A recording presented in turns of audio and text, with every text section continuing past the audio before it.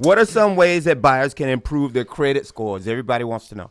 All right, so let's talk about credit scores for a little bit here. Let's understand. We live in a credit craze society. Everyone has credit cards. Everyone loves to use them, of course, to get those points. Why not?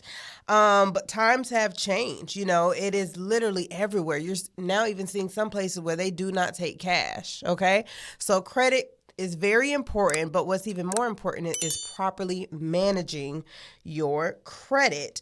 Unfortunately, a lot of people have a lot of credit card debt. They don't understand how it works. I actually saw this girl on TikTok. I think she was about 18, may have gotten like her first credit card and didn't understand what the limit was, what that max was. She thought the goal for whatever reason was to spend as much as possible to reach the limit.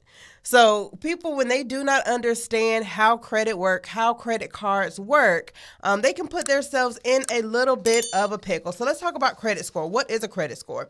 It is a statistical likelihood of a person falling 90 days behind on a particular obligation or a loan within a 2-year period. So they're going to use different math to figure out what your credit score is. So let me explain what that is a little bit. A big part, and actually the biggest part of your credit score is going to be your payment history.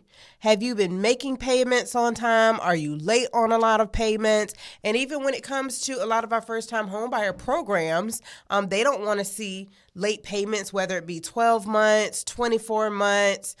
So late payments is a very big part of your credit score. You do not want those late payments. About 30% of your credit score is going to be the amount owed. So we always tell people going over 30% utilization hurts you. Okay, so you have to look at your credit card bills, because every card that you have sitting in your wallet has a different date on when they report to the credit bureaus. Now, it's not always your due date. You have to say, what day do you report, to the credit bureaus? That's the date you want to keep in your mind, because sometimes it can be before that due date, unfortunately. So you want to figure out what those days are. Make sure the cards are paid down by then. Once you're under 10% utilization, now they're starting to help you. So let's say if you have $5,000 between two credit cards, okay? You have $5,000 limits, $2,500. If you spend $500, you're now at 10% utilization. If you spent $3,000, or if you spent the whole $5,000, you're at 100% utilization. So even for those that are responsible, that are working on their credit, if you are responsible, I tell you, listen, when you get that email that they want to bump up your limit, take it. But you have to make the decision to not go and spend that money like that girl did on that video. So if they offer you a $5,000 increase, take it. So now when you spend, $500, and you have a $10,000 limit, you're still below that 10% utilization. Now it's 5% utilization, and that helps your credit scores, okay? That helps your credit scores. But again, guys, you have to be responsible to not go swiping those cards. I was going to say, what does responsible look like? Responsible is trying to stay under 10% utilization. So even I have some people, whether it's they have different businesses going on or whatever it may be, they'll swipe like crazy, but they're paying their card off sometimes every week. Once a week, they're paying that card off.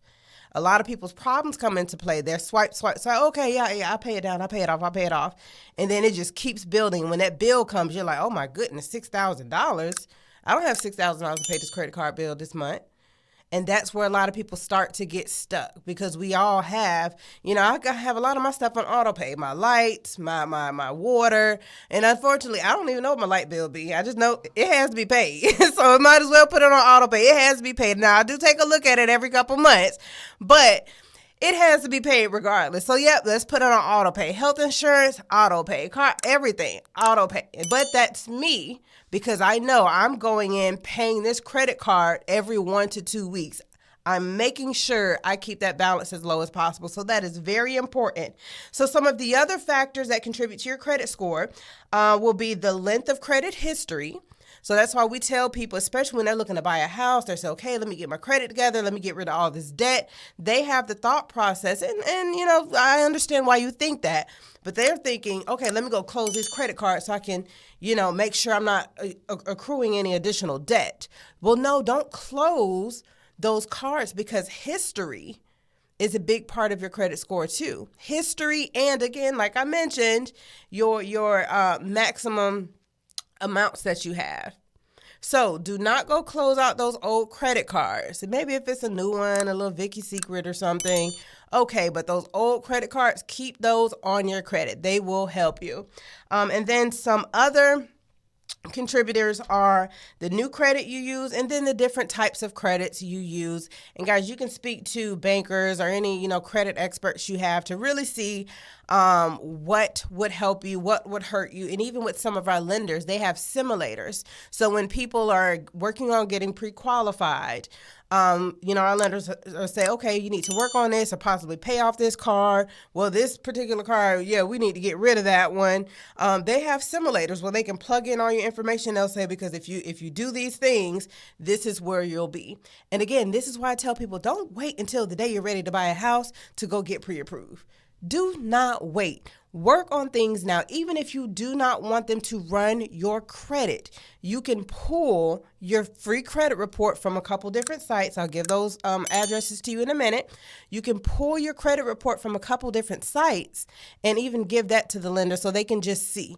But again, this lender, they'll be able to let you know all the different things you need to work on. So when you are ready to buy a house in 6 months, you'll be set and the work will be done. So that is one way you want to look at it. So let's talk about a little bit, a few myths that come along with credit scores. Right. So one question, my credit score will improve if I close unused credit cards. That's not true. That is not true. Remember, we do not want to close all of our credit cards because of that history, and they're contributing to our max limits that we have. Even if I pay it off? Yes, correct. Keep that card open. Now, if it's a card that for you, for personal reasons, again, let's say if it's a card to a store, a Kohl's card or something, and you know you have a bad shopping habit, then okay, close it. You know, don't dangle that little carrot in your face. Go on ahead and close it. But if that's not the case, keep that card open. Keep it open. Okay, next question. The FICO credit score should fluctuate somewhat between all three credit bureaus. That is true. That is true, okay? They're going to fluctuate between those three credit bureaus. You have Experian, Equifax, and TransUnion. Some people think that their credit will be merged with their spouses. That is not always the case. Okay, some people think that their credit score is negatively affected every time you request a copy of your credit report. So some of those websites you can get free credit reports. There's one in particular. It is called annualcreditreport.com. www.annualcreditreport.com.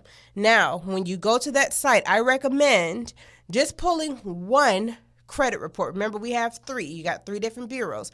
Just pull one, see what that looks like, figure out what you need to work on, do that work, then go back, pull another one to see if that item fell off, okay? So, again, that website, www.annualcreditreport.com. Now, for the other websites like Credit Karma, they do not always accurately depict your credit score, but they are good to see what's going on with your credit. That's how I found out I had a fraudulent account under my name through Credit Karma. I was able to dispute it there, was able to do a number of things there. Again, I don't really look at my credit score on Credit Karma, but I was able to see that fraudulent account and see what other accounts I had. Guys, so your credit is very, very important. Join us again next week for RealEstateCentralFlorida.com with Harry and Jasilyn Being of Being Home Advisory Group and your home sold guaranteed realty, your radio realtor.